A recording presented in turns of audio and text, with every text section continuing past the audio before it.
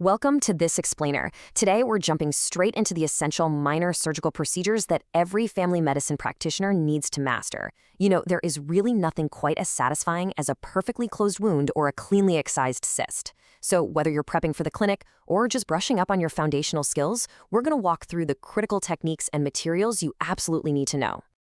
All right, here is our roadmap for today. We'll start with the stakes of minor surgery, move into local anesthesia and sutures, master some suturing techniques, cover excising benign skin lesions, and finally look at draining cutaneous abscesses. Let's dive right into Section 1, the stakes of minor surgery, why baseline skills matter. Okay, we need to understand exactly what's on the line here. Medical science mandates a baseline level of skill. And any deviation from that standard, well, that can result in medical negligence.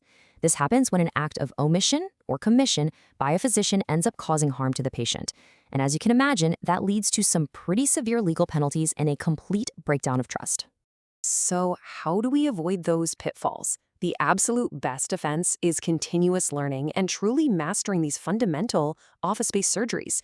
It's simply how we protect our patients. And honestly, it's how we maintain that incredibly vital bond between physicians and society. Moving right along to Section 2, local anesthesia and sutures, the foundations. Before you even think about making a cut or throwing a stitch, you have to master local anesthesia. Picture your tray for a second. You need meticulous sterile prep with a 2% chlorhexidine solution and sterile drapes. Then you'll grab a fine 21 gauge or 25 gauge needle to infiltrate 1% lidocaine into the tissue. This is the crucial non-negotiable first step.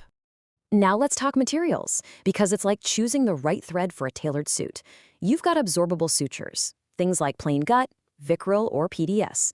These safely break down over time, making them perfect for deep subcutaneous tissues or mucosal surfaces. On the flip side, we have non-absorbable sutures, like nylon, silk, and the monofilament Prolene. These are your heavy hitters. You'll need these for secure exterior skin closures and complex stuff like arterial anastomosis. All right, Section 3, mastering suturing techniques, closing the wound. So what are we really trying to do when we suture? The core objective is pretty specific. You want to hold those severed tissues in close approximation, maintain hemostasis, and do it without applying excessive tension. This permits primary intention healing. Basically, you're providing mechanical support for those tissue margins for a critical 4 to 6 day window. That specific time frame is the difference between a beautifully healed incision and a painful dehiscence. After that, the wound usually gains enough of its own strength to hold together. Let's look at the bread and butter of wound closure, the simple interrupted suture. If you're dealing with routine lacerations or office biopsies, this is your go-to. It's incredibly flexible. Because each stitch is tied off individually, you can actually remove just a few stitches at a time during follow-up. That's a huge help if some parts of the wound are healing a bit slower than others. Now contrast that 1 knot per stitch approach with continuous sutures. This is a much faster technique. Just 2 knots total, 1 at the start and 1 at the end. It's fantastic for speed and gives you really even tension across the whole wound. But here's the catch. It demands absolutely rock-solid knots. If even one loop gives way, the entire closure can pull apart. But what if you have a wound under significant tension? Or maybe it's over a lax joint like an elbow? Enter the vertical mattress suture. This gives you both deep and shallow tissue approximation using that classic far, far, near, near sequence. Just a quick clinical warning here, though. Definitely avoid this technique on the volar surfaces of the hands or feet or on the face simply because of the blind placement of that deeper loop. Finally, for those times when cosmetics are everything and patient satisfaction is highly dependent on a clean look, you can't beat the subcuticular closure. You can bury absorbable knots entirely beneath the skin or use a sliding non-absorbable suture like Prolene. The beauty of the sliding suture is that when it's time for removal, it just slips right out, leaving absolutely zero exterior train track marks on the skin. Section 4, excising benign skin lesions, the lump differential. All right, so a patient comes in with a lump. Before we even pick up a scalpel, we have to properly diagnose it because that defines our entire surgical approach. Take a lipoma, for example. When you feel it, it's soft, lobulated, and freely mobile under the skin. You can kind of move it around.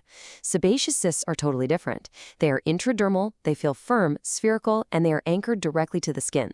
Plus, you'll usually spot a very characteristic central punctum, or little black dot, right on top. Speaking of sebaceous cysts, fun fact, they're actually misnamed. They're technically epidermal or pilar cysts that are filled with keratin, not sebum.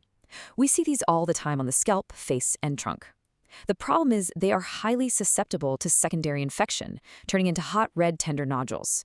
When you do operate, your goal isn't just to drain it. You have to completely excise the entire cyst wall along with its contents to stop it from coming back. And that brings us to our final category, Section 5, draining cutaneous abscesses, relieving infection. Clinically, these are pretty hard to miss. They show up as super tender, red, fluctuant swellings, and you'll often see purulent discharge. Staphylococci bacteria are the usual suspects here, and they require immediate mechanical intervention. Now, here's an insider tip for family practice. If you are treating an abscess below the patient's waist, anticipate a totally different microbial profile. Down there, fecal organisms, both aerobes and anaerobes, become much more common. So how do we fix it? You have to follow a very strict sequence for an incise and drain. Number 1, full sterile prep. Number 2, and do not skip this, infiltrate your 1% lidocaine for local anesthesia. Once they're numb, you deliberately incise right at the most fluctuant point of the swelling. And finally, drain all those purulent contents completely, which allows that cavity to heal properly from the inside out. As we wrap up this explainer, I want to leave you with something to think about. We've seen that mastering these foundational office-based procedures is the absolute baseline for safe practice. But looking ahead, as global surgical needs keep growing, how will you and your facility evolve? How will your capacity adapt to meet the rising demand for more complex, bellwether surgical procedures like laparotomies and appendectomies? Mastering the basics is just step 1. Thanks so much for joining me on this explainer, and keep honing those clinical skills.